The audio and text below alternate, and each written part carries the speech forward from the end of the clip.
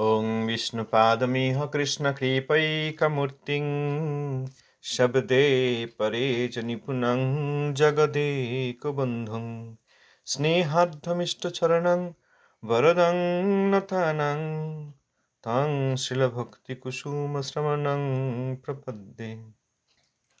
अतिकोमलकाञ्चनदीर्घतनुं तनूनिन्दितहेममृणालमदं मदनार्बुदवन्दितचन्द्रपदं प्रणमामि सदा प्रभुपादपदम्। पतित पावन श्री गुरु महाराज जी की जय। ओम विष्णुपाद श्रीमद भक्ति कुसुम समन गोस्वामी महाराज की जय। प्रभुपाद अष्टोत्तर शत शिष्ल भक्ति सिद्धांत सरस्वती गोस्वामी ठाकुर जी की जय। सभा सस्ल प्रभुपाद जी की जय। अवधूत कुल चुरामणि श्ल गौर दास भाजी महाराज जी की जय। शिशिला सच्चिदानंद भक्त ठाकुर महाराज की जय। श्री रूपानुग आचार्य वर्ग की जय। भजनंदीय समागत भक्तवृंद की जय। शिशिला सच्चिदानंद भक्त ठाकुर महाशयर जैव धर्म नवम अध्याय। दिवाकर चट्टोपाध्याय जिज्ञासा करছেন তুমি কইয়াছ যে তুমি জীব শক্তি সে কি প্রকার।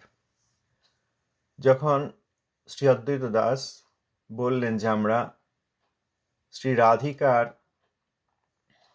অনুগতা এবং তার অধীনে কৃষ্ণের সেবা করি, অতএব আমরা শক্তির সেবক সেবিকা, তখন বললেন ও তাহলে তোমরাও শাক্ত। হ্যাঁ, বৈষ্ণবগণই প্রকৃত শাক্ত।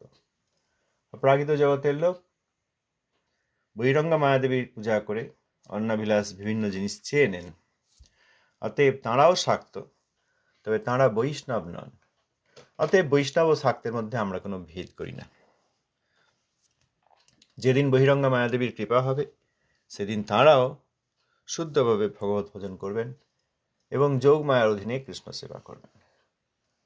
তোমরা কোন শক্তির অধীন, এই কথা জিজ্ঞাসা করলে তখন অদ্বৈত দাস বলেছিলেন যে আমরা জীব শক্তি বহিরঙ্গা মায়া শক্তির পাশ কাটিয়ে অর্থাৎ বন্ধন কাটিয়ে আমরা যোগ মায়ার অধীন। ওই যে বলেছিলেন যে আমরা জীব শক্তি, সেই জন্য এখানে দিবাকর চট্টোপাধ্যায় জিজ্ঞাসা করছেন যে তুমি বলেছ যে তুমি জীব শক্তি, সেটা কীরকম। প্রাকৃত শাক্তগণের তো জীব শক্তি সম্বন্ধে ধারণা নেই, তাদের এই একটি ধারণা মা নিস্তারিণী চৈতন্য স্বরূপিণী ত্রিগুণাধার ত্রিগুণধারিণী। অতএব ব্রহ্মের খোলের মধ্যে থাকলে একই বস্তু, ব্রহ্ম খুললে দুটি ভাগ, এক সদাশিব আর এক মা চৈতন্য স্বরূপিণী। তাঁদের ধারণা, যে প্রাকৃত শাক্তদের ধারণা, যে আমরা সব জীব কারণ বদ্ধাবস্থায়, আর মুক্ত হয়ে গেলেই আমরা সদাশিব। বদ্ধাবস্থায় জীব মা নিস্তারিণী মা, আর মুক্ত হয়ে গেলে এই জীবই সদাশিব, তখন এই মা নিস্তারিণী আর মা নন, তিনি তখন আমার বামা, এই কথা বলেছিলেন। অতএব তাদের জীব শক্তি সম্বন্ধে কোনো ধারণা নেই, তাই জিজ্ঞেস করছেন সেটা কি প্রকার। অদ্বৈত দাস গীতায় ভগবান বলিয়াছেন 7-4-5, মানে সপ্তম অধ্যায় 4 আর 5 নম্বর শ্লোক, ভূমিরাপ অনলো বায়ু খং মনোবুদ্ধি রেবচ অহংকার ইতিয়ং মে ভিন্না প্রকৃতিরষ্টধা অপরেয়মিতস্তন্যং প্রকৃতিং বিদ্ধি মে পরং জীবভূতাং মহাবাহ যয়েদং ধার্যতে জগৎ। অর্থাৎ ভূমি, জল, অনল, বায়ু, আকাশ, মন, বুদ্ধি, অহংকার, এই 8টি আমার অপরা অর্থাৎ জড়া প্রকৃতির পৃথক পৃথক অষ্টপ্রকার পরিচয়। জড়মায়ার অধিকারে এই 8টি বিষয় আছে। এই জড়া প্রকৃতি হইতে শ্রেষ্ঠ ও পৃথক আমার জীব স্বরূপা আর একটি প্রকৃতি আছে, যে প্রকৃতির দ্বারা এই জড়জগৎ উপলব্ধ বা দৃষ্ট হয়। দিগম্বর, তুমি ভগবদ্গীতার মাহাত্ম্য জানো? এই গ্রন্থখানি সর্বশাস্ত্রের নিষ্কৃষ্ট উপদেশ ও সর্বপ্রকার বিতর্কের মীমাংসা। ইহাতে স্থির হইয়াছে জড়জগৎ হইতে তত্ত্বত পৃথক একটি জীবতত্ত্ব আছে। সে তত্ত্ব ভগবানের এক প্রকার শক্তি, তাহাকে পণ্ডিতেরা তটস্থা শক্তি বলেন। সে শক্তি জড়শক্তি হইতে শ্রেষ্ঠ এবং চিৎশক্তি হইতে লঘু। অতএব জীব মাত্রেই কৃষ্ণের শক্তি বিশেষ। শ্রীমদ্ ভগবদ্ গীতার এই দুটি শ্লোক প্রমাণ দিয়ে বললেন যে এখানে যে ভূমি অর্থাৎ ক্ষিতি, জল অর্থাৎ অপহ, অনল অর্থাৎ অগ্নি, বায়ু অর্থাৎ বাতাস, আকাশ অর্থাৎ বোম, তাহলে 5টি স্থূল উপাদান, ক্ষিতি অপ তেজ মরুদ্গম, ভূমি, জল, অনল, বায়ু, আকাশ। আর সূক্ষ্ম উপাদান মন, বুদ্ধি, অহংকার। ভগবান কৃষ্ণচন্দ্র বলছেন গীতায়, এই 8টি আমার অপরা অর্থাৎ জড়া প্রকৃতির পৃথক পৃথক অষ্টপ্রকার পরিচয়। অনেকদিন আগে একজন ব্যক্তি এসেছিলেন, খুব বিতর্কাদি করলেন, 2-1জন নিশ্চয়ই মনে রাখতে পারেন। তিনি বলতে শুরু করেছিলেন যে ভগবান কোথা থেকে শুনেছে, সহজিয়া এদিক ওদিক সব, ভগবান এই 5টি বিষয়, ভতে ভূমি, গতে গগন অর্থাৎ আকাশ, ভগবানের যে বা সেটা হচ্ছে বায়ু, ভগবান এই আন অর্থাৎ অন, এই অন থেকে অনল অর্থাৎ অগ্নি, এই 5টি জিনিসই ভগবান। কিন্তু জল কি বলেছিলেন আমার খেয়াল নেই, কারণ এগুলি তো কোনোটাই ঠিক নয়। বহিরঙ্গা মায়ার অপরাশক্তি অর্থাৎ সেই অপরাশক্তি অর্থাৎ জড়া প্রকৃতির পৃথক পৃথক 8টি পরিচয়, জড়মায়া শক্তির 8টা পরিচয়, তার মধ্যে ক্ষিতি অব তেজ মরুদ্গমকেই ভগবান বলেছিল। সেই কথা সে আবার গৌরী মঠের শিষ্য বলে অভিমান করে। হবে না কেন, তো কলির শিষ্য, কলির শিষ্য এরকমই বলবে। তাকে আর তিনি আর ওইটা শুনে আর কোনোদিন এলেনই না। সে কি, আমি তো সহজিদের কাছ থেকে ক্ষিতি অব তেজ মরুদ্গম এইটাই ভগবান শুনেছি, এখানে তো সে কথা হলো না। কলির শিষ্য আর মানতে পারেনি, তো তিনি চলে গেলেন। তাই এই যে ব্রহ্মাণ্ড, এই ব্রহ্মাণ্ডের চারিদিকে 8টি বলয় আছে। এই দিক থেকে ক্ষিতি অব তেজ মরুদ্গম, তারপরে মন, বুদ্ধি, অহংকার। আর বিরজার দিক থেকে আসতে গেলে প্রথমে অহংকার, তারপর বুদ্ধি, তারপর মন, কারণ অহংকার সবচেয়ে সূক্ষ্ম। তারপরে এই 5টা যে উপাদান, সেই আকাশ, আকাশের থেকে স্থূল বায়ু, বায়ুর থেকে স্থূল অগ্নি, অগ্নির থেকে স্থূল জল এবং সর্বাপেক্ষা স্থূল ভূমি। ব্রহ্মাণ্ডের চারিদিকেই 8টি বলয় রয়েছে। এইগুলি ওই জড়া প্রকৃতি অর্থাৎ মহামায়ার শক্তির 8টা প্রকার, 8টা পরিচয়। এই 8টি কার অধিকারে আছে? জড়মায়ার অধিকারে। তা এদেরকে আবার যদি ভগবান বলা হয় তাহলে মায়াবাদ হলো, কারণ ভূমি, অনল ইত্যাদি এইসবের রূপে ভগবান রয়েছেন বললে ভগবানকে মহামায়ার অধীন করা হয়। প্রাকৃত বস্তুকে ভগবান বলা হয়, এলিমেন্টকে তো আর ভগবান বলা যায় না। ভগবানের যোগমায়ার পরাশক্তি, যোগমায়ার ছায়া যে মহামায়া, তার অধিকারে এই 8টি আছে। যাই হোক, এসব আর কে কাকে বোঝায়। এই জড়া প্রকৃতি থেকে শ্রেষ্ঠ পৃথক হচ্ছে জীব স্বরূপ। অতএব ক্ষিতি অব তেজ মরুদ্গম, মন, বুদ্ধি, অহংকার, তার চেয়ে সূক্ষ্ম হচ্ছে জীব। ভগবান বলছেন আমারই আরেকটি শক্তি জীব স্বরূপা। এই জীব স্বরূপ শক্তি অর্থাৎ জীবগণ, তারা এই জড়জগৎকে দেখতে পান, উপলব্ধ বা দৃষ্ট হয়, অর্থাৎ অনুভব করতে পারেন। এই কথা বলে বৈষ্ণব দাস দিগম্বর তার বন্ধুকে বলছেন যে ভগবদ গীতার মাহাত্ম্য জানো? কারণ শাক্ত যারা, তারা সাধারণত ভগবদ গীতা পড়েন না। আর বিভিন্ন এই শাক্ত মিশন অর্থাৎ এই মায়াবাদীরা, তারা আবার এই গীতার অনেক অনুশীলন করেন বাহ্যত, ওই জ্ঞান লাভের জন্য। জ্ঞান লাভ হয়ে গেলে আর প্রয়োজন নেই। বেশিরভাগই করেন না, যারা করেন তারা ওই মায়াবাদের প্রভাবে থেকেই গীতা পড়ার চেষ্টা করেন। এই জন্য ভগবান কি বললেন সেটা তাদের হৃদয়ঙ্গম হয় না। এও তাই, কলির শিষ্য তাই করেছিল। তারপর কোনোদিন আসেইনি, কারণ সহজিয়া মায়াবাদী তাদের কাছ থেকে যা শিখেছে সেটা তো ছাড়তে পারবে না। সেটা ধরে রেখে শ্রবণ কীর্তনের 2-4 দিন চেষ্টা করেছিল। যা ইতিমধ্যে শিখেছি, যা দেখেছি, সেইগুলিকে সরিয়ে রেখে এইসব অপ্রাকৃত শ্রৌতবাণী আমাদের শ্রবণ করতে, তবে আমাদের মঙ্গল হয়। এখানে বললেন তুমি কি ভগবদ্গীতার মাহাত্ম্য জানো? এই ভগবদ্গীতায় সর্বশাস্ত্রের নিষ্কৃষ্ট মানে কি? নিষ্কাশ। আখ যেমন পেষণ করলে আখ থেকে রস বার হয়, তারপর রস থেকে গুড় হয়, তা নিষ্কৃষ্ট মানে ওই নিষ্কাশ করে, সমস্ত শাস্ত্রের নির্যাস বা নিষ্কাশন করে যা পাওয়া যায়, অর্থাৎ মূল সিদ্ধান্ত, উপদেশ এবং উপদেশের সঙ্গে সঙ্গে সমস্ত প্রকার বিতর্কের মীমাংসা আছে। সমস্ত প্রকার বিতর্কের মীমাংসা, আমাদের যত বিতর্ক অর্থাৎ মনোধর্ম, আমি এটা বুঝেছি, আমি এটা দেখেছি, আমি এটা শুনেছি, আমার এই অভিজ্ঞতা, এরকম প্রত্যেকের অভিজ্ঞতা আলাদা। অতএব আমরা আমাদের মতবাদ যদি নিয়ে আসি তাহলে বিতর্ক তৈরি হয়। আবার একটা লোক বলেছে যে যত মত তত পথ, অর্থাৎ যার যেমন মনের ভাবনা সেটা দিয়ে তার একটা পথ তৈরি হবে। এইগুলি মায়াবাদী আর সহজিয়া লোকেদেরকে বিপদগ্রস্ত করার জন্য এই ধরনের মায়াবাদীরা, স্থূল পরিচয়ের মায়াবাদীরা, তারা এসব বলে থাকে। মনের দ্বারা যে সিদ্ধান্ত করা যায় সেটাই একটা মত, আর যত মত মানুষের সেইগুলি সবই পথ। হ্যাঁ, পথ অবশ্যই, কিন্তু বৈকুণ্ঠের পথ নয়। সেইগুলি বদ্ধতার পথ, নরকেরও পথ। কারণ ওইসব করে বিভিন্ন পাপ আদি করে, পশু হত্যা করে, মায়ের সামনে পশু হত্যা করে তারা সব নরকেই যান। অতএব যত মত, যত রকম মতবাদ এখানে রাখা হবে, সেই মতবাদ অনুসরণ করা হবে, সেসব এক একটা মতবাদ প্রত্যেকটিই আমাদেরকে নরকের রাস্তায় নিয়ে যাবে। কিন্তু লোকে যদি ভুল করে ধারণা করে বা তারা যদি বলার চেষ্টা করেন যে এটা বৈকুণ্ঠের পথ, তাহলে ভুল হবে। আর এখানে তো তাই বলছেন যে শ্রীমদ্ ভগবদ গীতার নিষ্কাশন থেকে যে সিদ্ধান্ত হয়, উপদেশ হয়, এবং যত প্রকার মত রয়েছে জগতে, মত তথা এই বিভিন্ন প্রকারের ধর্ম, সব বিতর্কের মীমাংসা আছে শ্রীমদ্ ভগবদ গীতায়। সেই গীতায় এটাই সিদ্ধান্ত হয়েছে বা স্থির হয়েছে যে জড়জগৎ থেকে তত্ত্বত পৃথক একটি বস্তু আছে, সেটা হচ্ছে জীবতত্ত্ব। অতএব আত্মা এই জড়জগৎ অপেক্ষা সূক্ষ্ম, পৃথক এবং সূক্ষ্ম, এবং এই জীবাত্মা যে শক্তি থেকে এসছেন সেটাকে বলে তটস্থা শক্তি। সেটা ভগবানের আরেক প্রকার শক্তি।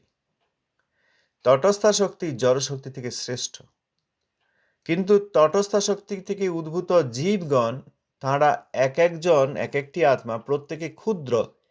এই জন্য ভগবানেরই তটস্থা শক্তি, যেটি জড়শক্তি অপেক্ষা শ্রেষ্ঠ, সেখান থেকে উদ্ভূত হলেও নিজেরা যেহেতু ক্ষুদ্র, সেহেতু জড়শক্তির অধীন। তাহলে জড়শক্তি থেকে শ্রেষ্ঠ, কিন্তু চিৎ শক্তি থেকে লঘু। উপরে রয়েছে যোগমায়া শক্তি, পরাশক্তি, তারপরে রয়েছে তটস্থা শক্তি, জীব শক্তি, তার নিচে রয়েছে জড়শক্তি বা বহিরঙ্গা শক্তি। তটস্থা শক্তি জড়শক্তি অপেক্ষা শ্রেষ্ঠ, আর চিৎ শক্তি থেকে লঘু। তার অর্থ এই দাঁড়ায়, অতএব প্রত্যেক জীব যারা তটস্থা শক্তি থেকে নির্গত হয়েছেন, জীবাত্মা, আমরা সকলেই এই মানুষ রূপধারী পশু পক্ষী, তারপর বৃক্ষলতা আদি কীট পতঙ্গ যত কিছু আছে, সবই এই প্রত্যেক জীবাত্মা তারা কৃষ্ণেরই শক্তি বিশেষ। দিবাকর বলছেন, কালিদাস তুমি ভগবদ্গীতা দেখিয়াছ? অদ্বৈত দাস, হ্যাঁ, আমি পূর্বে সে গ্রন্থ পড়িয়াছিলাম। দিবাকর, তাহাতে কেমন তত্ত্বকথা? অদ্বৈত দাস, ভাই দিগম্বর, যে পর্যন্ত লোকে মিষ্টি না খায় সে পর্যন্ত গুড়ের অধিক প্রশংসা করে। দিবাকর, ভাই এটা তোমার গোঁড়ামি। দেবী ভাগবত ও দেবী গীতা সর্বলোকে আদর করে, কেবল তোমরাই সেই দুই গ্রন্থের নাম শুনিতে পারো না। অদ্বৈত দাস, ভাই তুমি দেবী গীতা পড়িয়াছ? দিবাকর, না, মিথ্যা কথা কেন বলিব, আমি ওই দুইখানি গ্রন্থ নকল করিতে গিয়াছিলাম, কিন্তু পাই নাই। অদ্বৈত দাস, যে গ্রন্থ পড়ো নাই তাহা ভালো কি মন্দ কি করিয়া বলিবে? এটা আমার গোড়ামি হইল কি তোমার? দিবাকর, ভাই তোমাকে আমি চিরদিন একটু ভয় করি, তুমি বড় বাচাল ছিলে, এখন আবার বৈষ্ণব হইয়া বিশেষ বাচাল হইয়া পড়িয়াছ। আমি যে কথা বলি তুমি তাহা কাটিয়া দিতেছ। অদ্বৈত দাস, আমি দিনহীন মূর্খ বটে, কিন্তু আমি দেখিয়াছি যে বৈষ্ণব ধর্ম ব্যতীত আর শুদ্ধ ধর্ম নাই। তুমি চিরদিন বৈষ্ণব বিদ্বেষ করিয়া নিজের মঙ্গল পথ দেখিলে না। দিবাকর একটু চটিয়া, একটু রেগে গেল। হ্যাঁ, আমি এত ভজন সাধন করি, তুমি বলো কোনো মঙ্গল পথ দেখিলাম না? আমি কি এতদিন ঘোড়ার ঘাস কাটছি? এই দেখো তন্ত্র সংগ্রহখানা কি কম পরিশ্রম হইয়াছে? তুমি সভ্যতা ও বিজ্ঞানকে নিন্দা করিয়া বৈষ্ণবগিরি করিবে, ইহাতে আমি কি করিতে পারি? চলো, সভ্যমণ্ডলী তোমাকে ভালো বলে কি আমাকে দেখা যাও।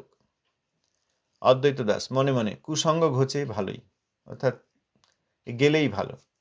ভালো ভাই, তুমি যখন মরিবে, তোমার সভ্যতা প্রাকৃত বিজ্ঞান তোমার কি কাজ করিবে? দিবাকর, কালিদাস তুমিও যেমন, মরণের পর কি আর কিছু আছে? যতক্ষণ বেঁচে থাকো সভ্যতার সহিত লোকের যশ গ্রহণ করো, পঞ্চমকারাদি দ্বারা আনন্দ করো। মা নিস্তারিণী মরণের সময়ে যথায় যেমন করিয়া থাকা উচিত সেই রূপ রাখিবেন। মরণ হইবে বলিয়া এখনকার ক্লেশ কেন সহ্য করো? যখন পঞ্চে পঞ্চ মিশাইবে, তখন আর তুমি কোথায় থাকিবে? এই সংসারী মায়া, যোগমায়া ও মহামায়া, ইনিই তোমাকে সুখ দিতে পারেন এবং মরণান্তে অবশ্যই মুক্তি দিবেন। শক্তি ব্যতীত আর কিছুই নাই। শক্তি হইতে উঠিয়াছ, শক্তিতে পুনরায় যাইবে। শক্তি সেবা কর, বিজ্ঞানে শক্তি বল দেখো, যত্ন করিয়া নিজ যোগ বল বৃদ্ধি কর। শেষে সেই অব্যক্ত শক্তি ব্যতীত আর কিছুই নাই। তোমরা কোথা থেকে এক গাঁজাখুরি চৈতন্য পুরুষের গল্প আনিয়াছ? সেই গল্প বিশ্বাস করিয়া ইহকালে কষ্ট পাইতেছ ও পরকালে আমাদের অপেক্ষা কি অধিক পাইবে তাহা জানি না। পুরুষের সহিত কাজ কি? শক্তি সেবা কর, শক্তিতেই লয় পাইয়া নিত্য অবস্থান করিবে। তো এখানে গীতার সম্বন্ধে বললেন যে তুমি কি গীতা দেখেছো? দিগম্বর জিজ্ঞেস করছেন অদ্বৈত দাসকে। হ্যাঁ, আমি পূর্বে সে গ্রন্থ পড়েছিলাম, তা আগে পড়েছিলাম। কেমন তত্ত্বকথা? তখন বললেন যতক্ষণ মিশ্রি না খায় ততক্ষণ গুড়ের প্রশংসা করে। ওই আখের রস থেকেই তো হয় গুড়, তারপর আরও বিভিন্ন রকমের মিষ্টি হয়, শেষ পর্যন্ত মিশ্রি, সেখানেই সবচেয়ে মিষ্টতার ঘনত্ব। সুতরাং যে খায়নি, যে দেখেনি, সে অন্যান্য জিনিসের প্রশংসা করবে।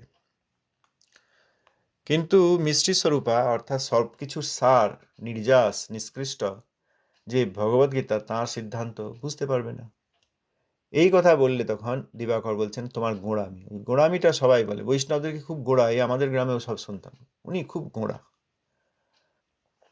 কারণ সিদ্ধান্তে যদি অটল থাকা হয় সেটাই তো দরকার, আর বৈষ্ণবগণ সিদ্ধান্তে অটল থাকেন, তখন অন্যান্য লোক দেখে এত সিদ্ধান্ত, এত কি দরকার, তো গোঁড়ামি শক্ত হওয়ার কি দরকার। তখন ইনি দেবী ভাগবত আর দেবী গীতার কথা বললেন, যে সবাই আদর করে, সবাই জানে, তোমরা এই দুই গ্রন্থের নাম শোনেনি। এখন উনি যেমন জিজ্ঞেস করছেন তুমি কি ভগবত গীতা দেখেছো, দিবাকর জিজ্ঞেস করলেন অদ্বৈত দাসকে। অদ্বৈত দাস তেমনি জিজ্ঞেস, তাহলে তুমি কি দেবী গীতা দেখেছো, পড়েছো? না না, আমি পড়িনি, মিথ্যা কেন বলবো। ওই দুইখানি গ্রন্থ নকল করতে গেছিলাম, তখন তো প্রিন্ট হতো না, পাবলিশ হতো না। লিখছেন মহাপ্রভুর, শ্রীমন মহাপ্রভুর প্রকটলীলা সংবরণের পরেই, সেই সময় তো নকল করে নিত, কোথাও পেলে সেটা সবাই হাতে লিখে নিতেন, তখন তার একটা কপি থাকতো। তো আমি চেষ্টা করেছিলাম সেরকম, আমি চেয়েছিলাম, কিন্তু আমি পাইনি এই দুটি গ্রন্থ। আর সেই দুটি গ্রন্থরই তিনি সুনাম করলেন, যে ভগবত গীতা কেন, দেবী গীতা, দেবী ভাগবত, শ্রীমদ্ ভাগবত কেন, দেবী ভাগবত, এই তো তাঁর ধারণা। তখন অদ্বৈত দাস বললেন তুমি গ্রন্থ দেখোইনি, পড়োনি, তা ভালো মন্দ বলবে কি করে? তুমি দেখোনি, পড়োনি, আর তার প্রশংসা করছো, শ্রীমদ্ ভগবত গীতার অসম্মান করছো, এটাই তো গোড়ামি হলো। তুমি আমাকে গোড়ামি বলছো, আমাকে গোড়া বলছো, তোমার তোমার নয়, গোড়ামিটা কার? আমার না তোমার? তখন দিবাকর বলছেন যে আমি চিরদিন তোমাকে একটু ভয় করি, বন্ধু তো ভয় করি। তুমি বড্ড বাচাল ছিলে, থাকে অনেকে ভালো ভালো কথা বলতে পারে, প্রচুর কথা বলতে পারে, বড্ড বাচাল ছিলে, এখন আবার এই বৈষ্ণবগিরি করে তাঁদের কথা বলছো। এখন বৈষ্ণবগিরি করে, বৈষ্ণব ধর্মগ্রহণ করে তুমি তাদের কথা বলছো। এখনই বৈষ্ণব তত্ত্ব, বৈষ্ণবদের সঙ্গ করে, বৈষ্ণবগিরি করে তুমি আরও বাচাল হয়ে পড়েছো। আমি যাই বলছি তুমি সব কেটে দিচ্ছ, বুঝতে পারছেন দিবাকর চট্টোপাধ্যায়, বুঝতে পারছেন, সেটাই স্বাভাবিক। কারণ বৈষ্ণবদের যে সিদ্ধান্ত, সেগুলি সমস্ত সিদ্ধান্তের উপরে। যে কেউ যদি খোলা মনে আলোচনা করে, যে কেউ, মায়াবাদী, সহজিয়া, ব্রহ্মবাদী, বৈষ্ণব অপরাধী, সেই সব শরীর রেখে যদি কোনো বৈষ্ণবের সঙ্গে আলোচনা করেন, তারা অবশ্যই বুঝতে পারবেন বৈষ্ণব ধর্মের মাহাত্ম্য কি, এবং প্রত্যেকের কি করা দরকার, কি করা উচিত। বৈষ্ণবেরই জয় হয়, জগতের সর্বত্র বৈষ্ণবেরই জয় হয়। কিন্তু দুর্ভাগ্যের বিষয়, তারা তো শুনতেই চান না, তারা তো খোলা মনে আলোচনা করতেই চান না, ওই দূর থেকে সমালোচনা করেন। মায়াবাদী, সহজিয়া, ব্রহ্মবাদী, বৈষ্ণব অপরাধী। তো তুমি বাচাল ছিলে, এখন বৈষ্ণবগিরি করে বৈষ্ণব হয়ে আরও বাচাল হয়ে গেছো। আমি যা বলছি তুমি কেটে দিচ্ছ, এই কথা বললে অদ্বৈত দাস, তিনি তো বৈষ্ণব, তিনি বলেন আমি দিনহীন মূর্খ। এই বৈষ্ণবের পরিচয় মুখে বলেন না, সত্যি সত্যিই তাঁরা হৃদয়ে জানেন, আমি দিনহীন মূর্খ, আমার আর কি আছে। কিন্তু আমি দেখেছি যে বৈষ্ণব ধর্ম ছাড়া আর শুদ্ধ ধর্ম নাই, আর সকলের মধ্যেই কিছু অশুদ্ধ ধারণা রয়েছে। কিন্তু দিগম্বর, তুমি চিরদিন ওই বৈষ্ণব বিদ্বেষ করে এসছো এবং নিজের মঙ্গল পথ দেখলে না। যেই বললেন নিজের মঙ্গল পথ দেখলে না, তখন ওই দিবাকরের আবার অহংকার বেরিয়ে আসছে। সে কি, আমি এত সাধন ভোজন করলাম নিস্তারিণী মা নিস্তারিণীর, আর তুমি বলছো আমি কোনো মঙ্গল পথ দেখলাম না।